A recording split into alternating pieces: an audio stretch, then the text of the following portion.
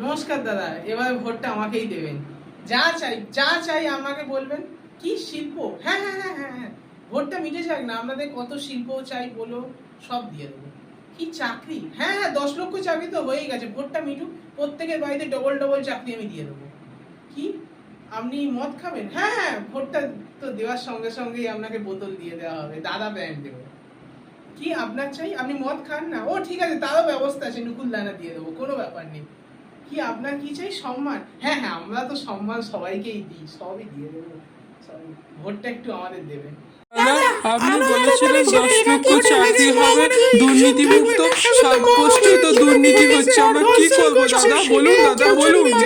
থালা তৈরি কি হচ্ছে দাদা, এগুলো একটু 10 লক্ষ বলবেন? চাকরি, চাকরি শুরু হবে বিক্রি, ঠিক আছে? আর মা বোনের ইজ্জত, ভোটের আগে তারা মা বোন ছিল, এখন ভোটের পর তারা হয়ে গেছে মেশিন।